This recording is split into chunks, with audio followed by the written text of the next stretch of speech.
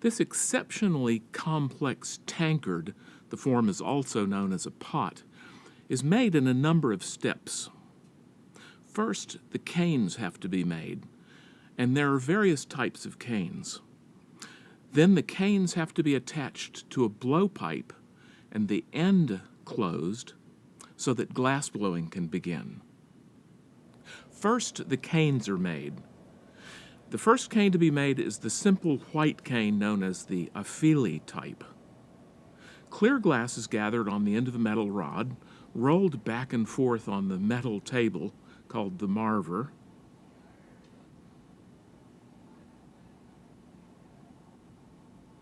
When the glass is stiff enough, it's lowered into a pot of molten opaque white glass. After this stiffens, it's given yet another coating of clear glass. The intention here is to thinly coat it with clear glass at its exterior. Excess glass is pulled off the end. And after reheating, the opposite end is attached to another metal rod. The goal here is to make a cane that's about 15 or 20 feet long with a diameter of about 7 or 8 millimeters.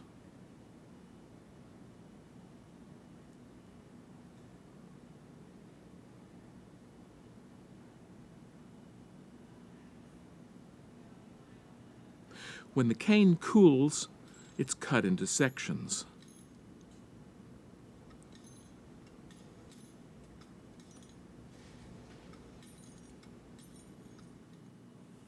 The compound canes, known as Retorto canes, are made by putting a few white canes, Afili canes, on the outside of a large mass of clear glass, melting them in, and then pulling and twisting.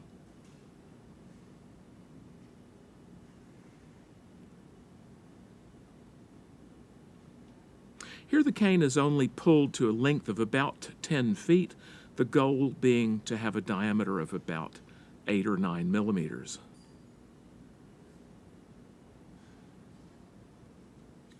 Again, when the canes cool, they're cut into sections. Next come the turquoise strips or canes. A gather of clear glass is lowered into a pot of molten opaque white glass. And after this cools enough to the point of stiffness, it's lowered into a pot of transparent aqua glass.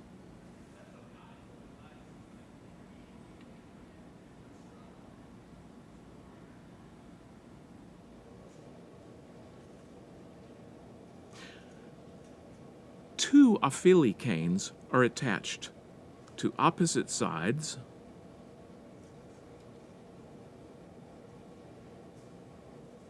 They're preheated and quickly stick to the hot glass.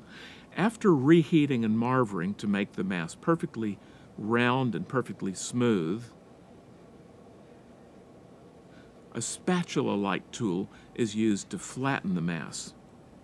It's done so that 2 stripes are on the top surface and 2 on the bottom.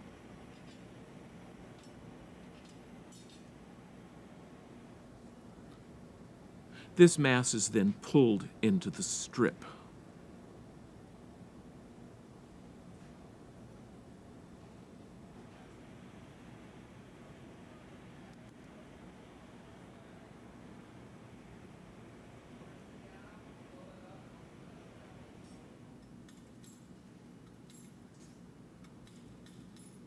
The strips are cut to length.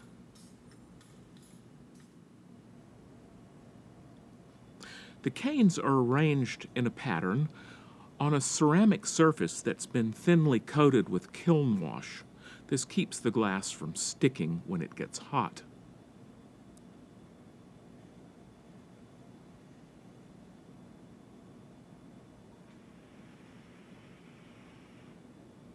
The canes are carefully measured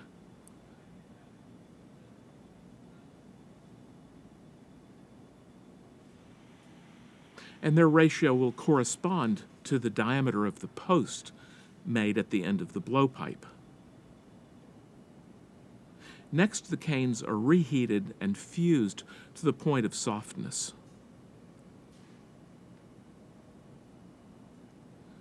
The canes are gently pressed together to make sure they're completely joined. And when they're slightly soft, they're rolled up on the end of the blowpipe. The kiln wash has to be brushed away.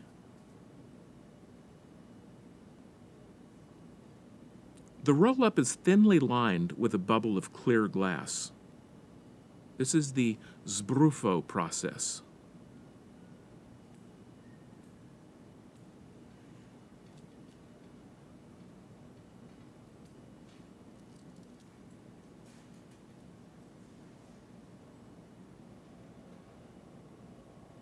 After reheating and marvering to make the mass smooth and round, the end is closed.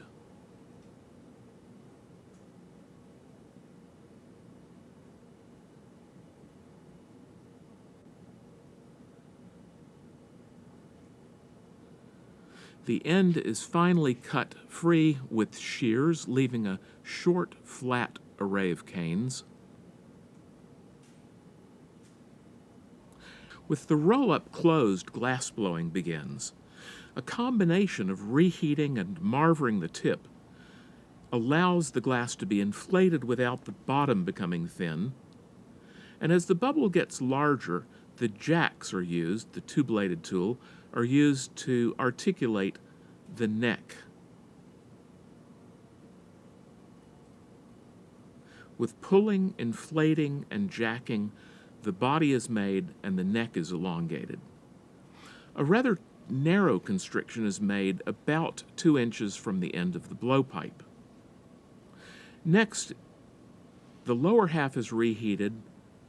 The pipe is spun so that centrifugal force will elongate the end of the bubble, and with blowing and tooling, a Roman foot is created.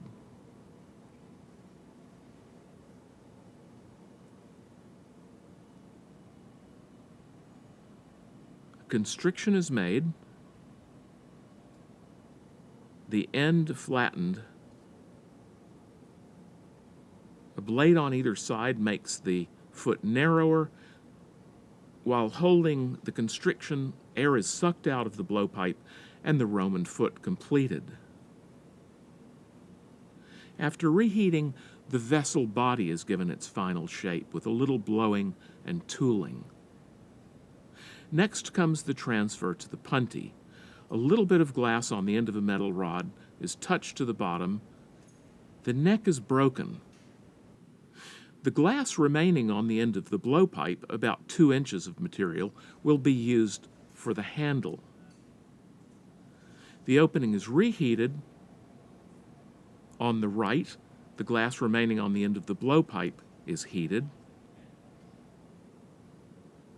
The rim is given its final diameter, and the shoulder and neck shaped properly.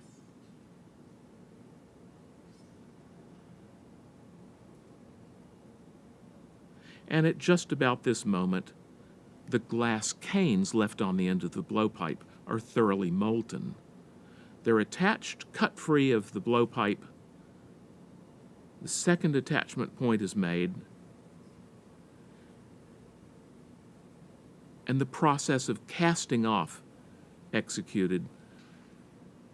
You can see the thin cast-off thread at the top of the handle.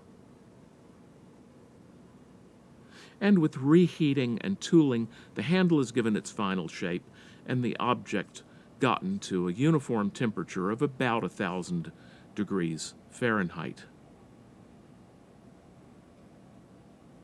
At this point, it's ready to be broken free of the punty and gradually cooled or annealed to room temperature.